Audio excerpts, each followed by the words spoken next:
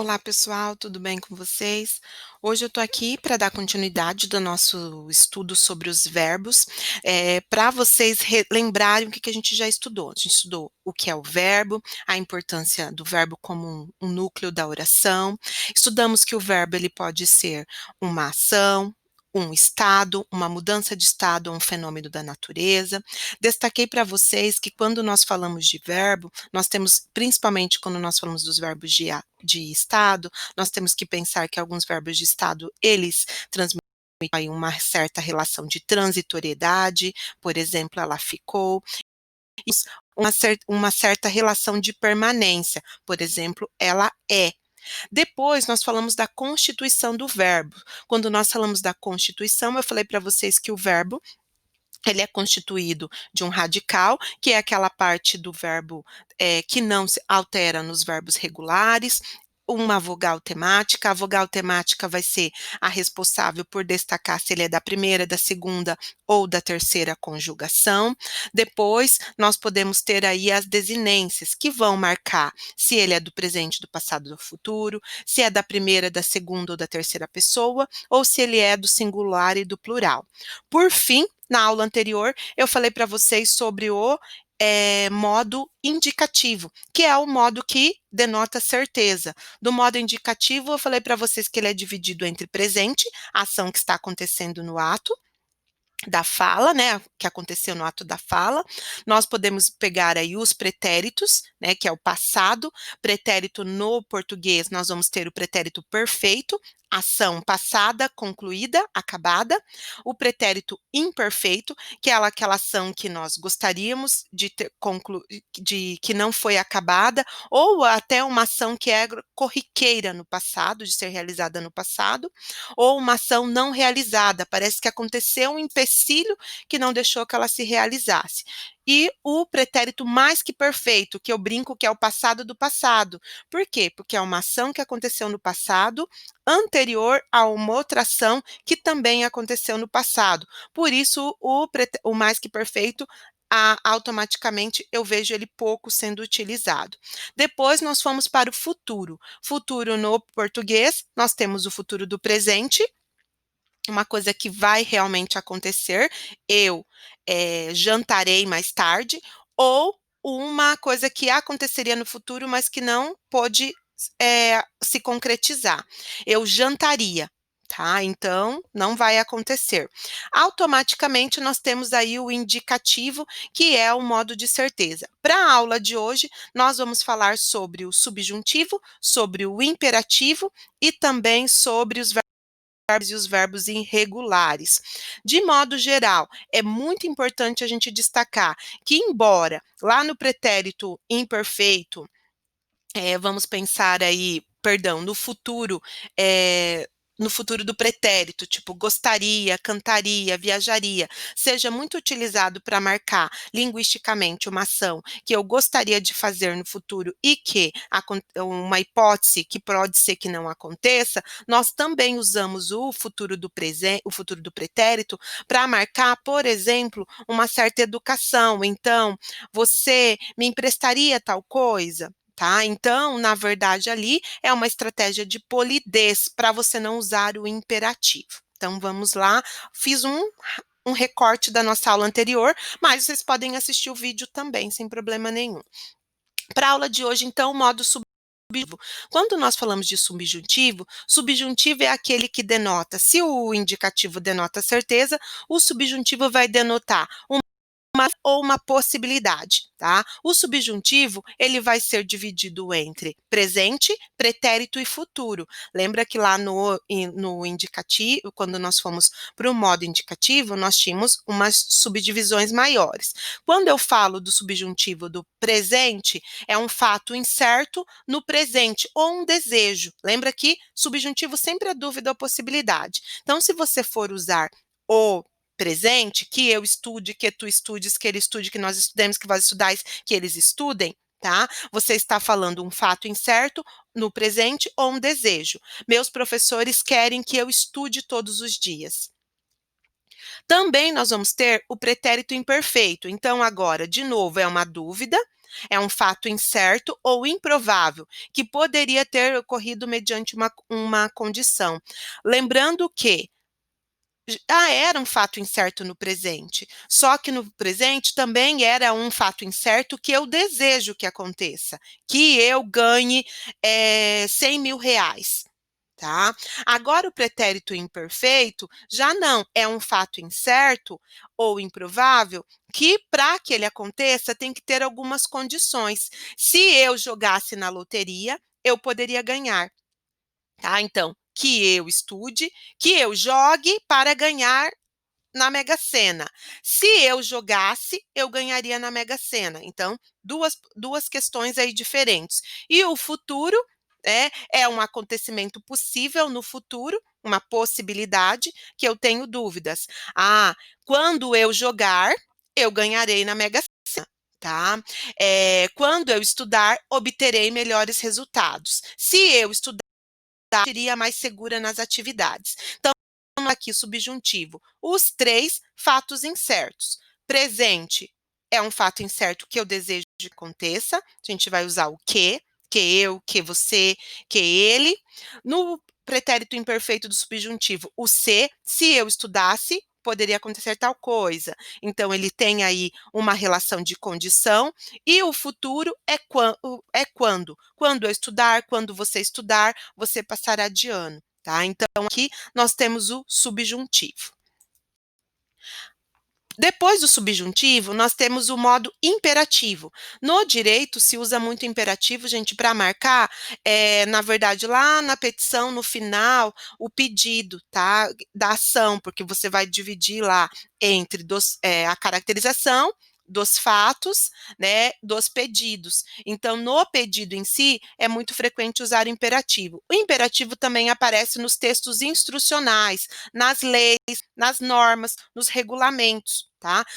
Por que eu estou falando isso? Porque no Brasil, como imperativo é ordem ou pedido, nós, em termos de estratégia de polidez, conforme eu falei no começo dessa aula e falei na aula passada, acabamos usando o futuro do pretérito para fazer isso. Ao invés de pedir de verdade, a gente fica usando o futuro do pretérito ou a gente fica usando o infinitivo, que é com R no final, para atenuar, tá? Porque é muito difícil definir se é uma ordem ou se é um pedido.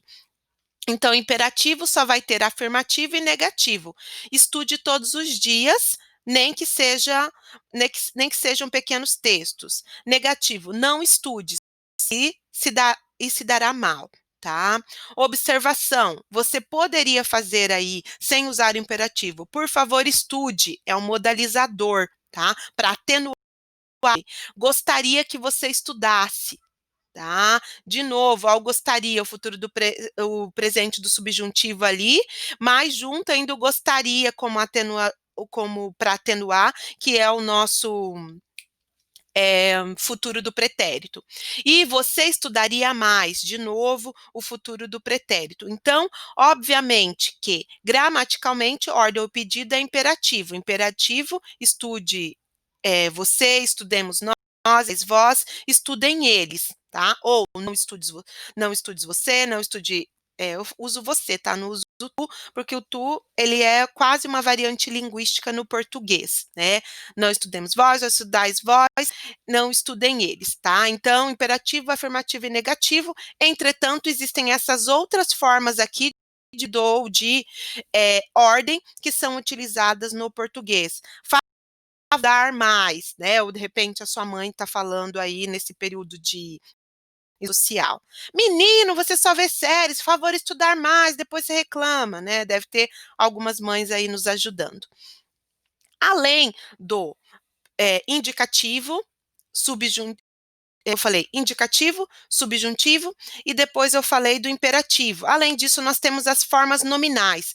Um verbo não é um nome, mas o verbo pode ter características de nome, características de um substantivo ou de um adjetivo. As formas nominais. Quais são as formas nominais que nós temos? Nós temos daí o uso do particípio, que é com final ado e final ido, o gerúndio, que é o final NDO, e o infinitivo, que é R.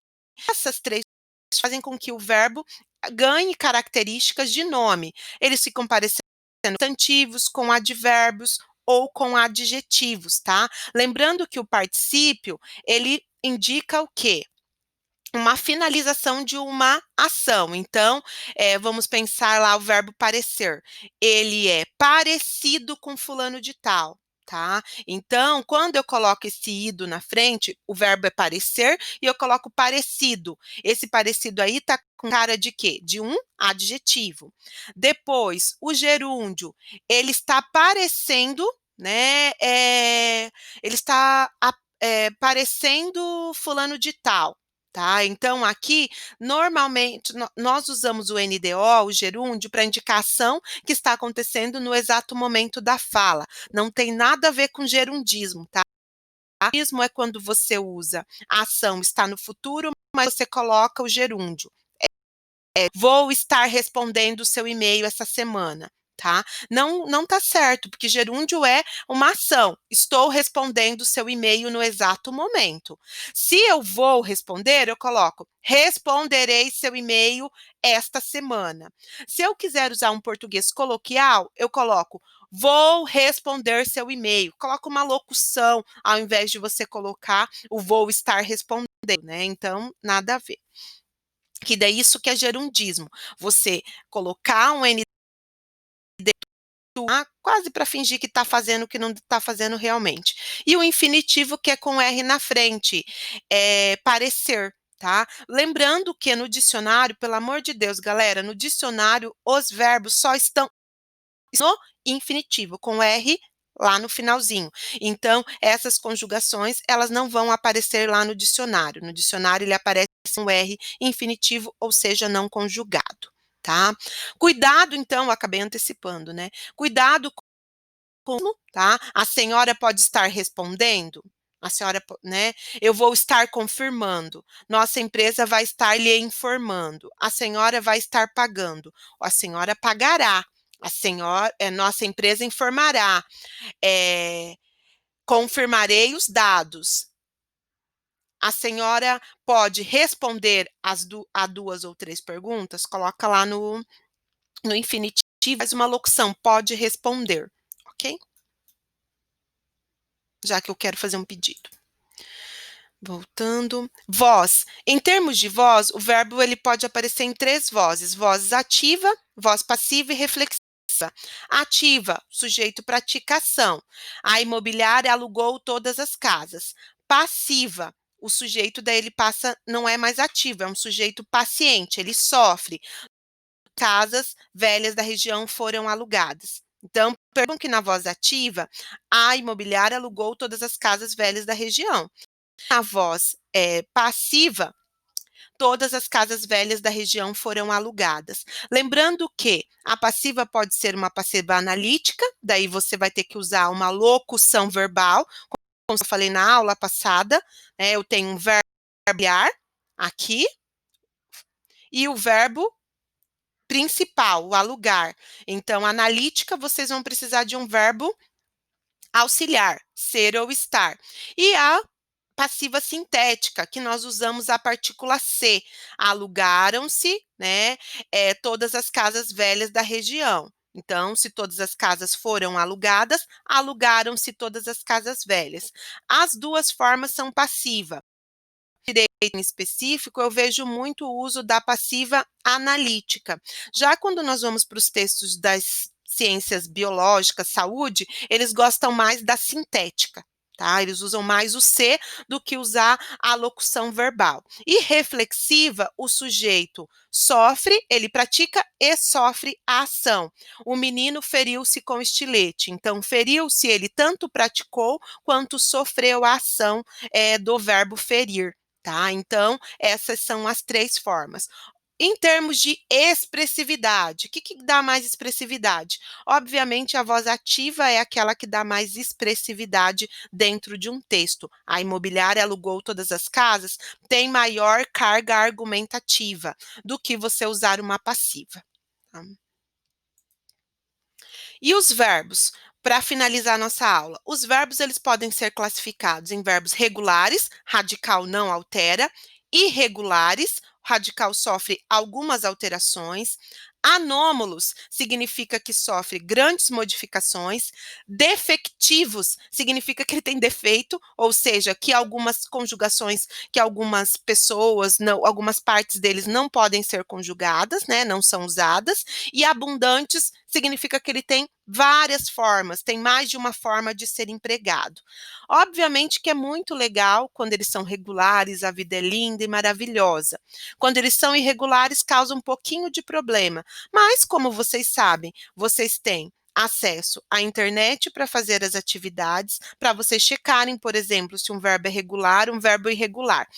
Eu sempre gosto de usar esse exemplo, porque a criança normalmente mostra isso quando ela pega um irregular e coloca regular. Verbo caber, por exemplo, né? Eu não caibo nessa calça, né? Eu não caibo nessa calça. Pode ser que a pessoa ache que o verbo é regular e coloca eu não cabo nessa calça. Tá? É muito comum as crianças fazerem essa junção, mas não só as crianças não, tem alguns adultos também, até porque a maior parte dos verbos são regulares. Quando você está usando um verbo novo, você nunca usou, daí vocês têm que tomar cuidado, que vocês entraram na área de direito, vocês devem estar usando uma galera de verbos novos. Quando vocês estão usando verbos novos, é comum vocês tentarem fazer a classificação e colocar ele dentro do grupo dos regulares. Você pega lá o radical e manda ver com o seu conhecimento gramatical e até com o seu conhecimento de falante. E às vezes você cai num verbo irregular. Para ilustrar isso, eu trouxe alguns que vale a pena vocês prestarem atenção. Radical, regulares não apresentam alterações no radical. Verbo ignorar. Eu ignoro, tu ignoras, ele ignora, nós ignoramos, vós ignorais, eles ignoram. Olha lá, ó, radical. Eu só tenho a vogal temática e as desinências.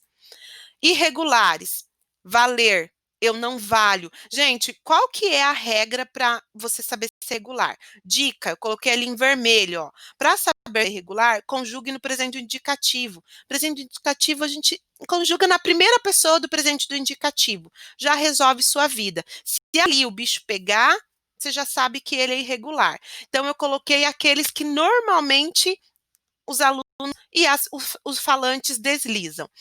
Ver, valho, percebem que houve alteração. Caber, caibo. Ver, vejo. Vir, venho, tá? Recear, receio. Perceba lá, receio, receamos, tem alterações. O venho virou vens. Ler, eu leio, tu lês, ele lê, tá? Perder, eu perco, tu perdes, ele perde. De novo, tem alterações. Requerer, eu requeiro, tu requeres, ele requer. O crer, gente, o crer é de matar, né? Eu cri. Ai, professora, eu cri que eu ia melhorar, né? Então, você, tá? Esse verbo, ele é um verbo estranho. Rir, eu rio. Olha, gente, rio não é o rio só de rio de riacho. Ai, nossa, professora, eu não aguento. Quando o fulano faz essas brincadeiras, eu rio muito. Certinho, tá tudo certo. Aderir, eu adiro, tá? Cuidado, esse verbo é bem usado no direito. Eu adiro. Polir, eu pulo. Não é de pular igual canguru, é também de polir. E também pode ser de pular de canguru, tá? Então, esses são alguns verbos irregulares que as pessoas normalmente confundem, tá? Percebam que eu usei sempre o presente do indicativo para mostrar as irregularidades. Enrolou aqui a língua.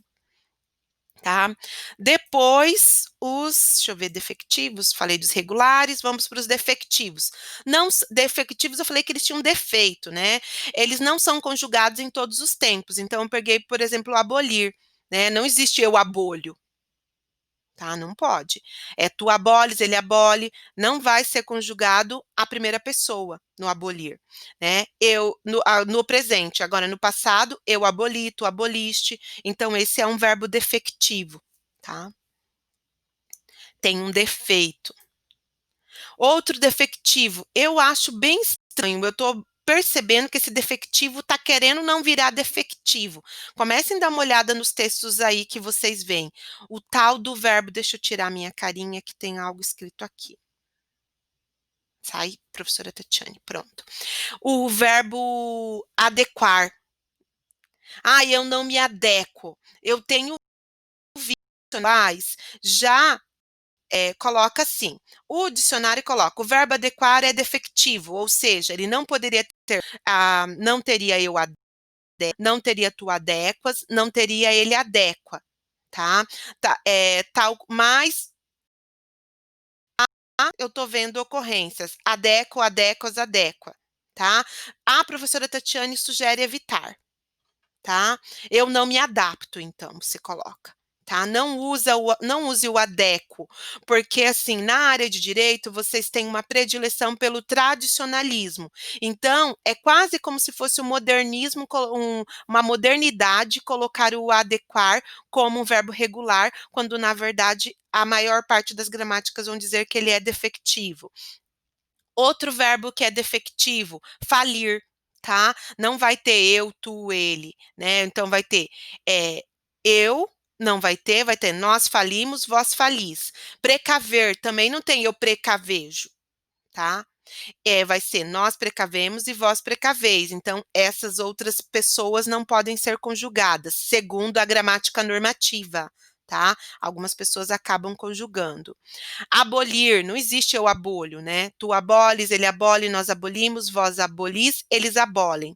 Reaver, nós reavemos, vós reaveis, tá? Também defectivo e verbos comuns na área do direito.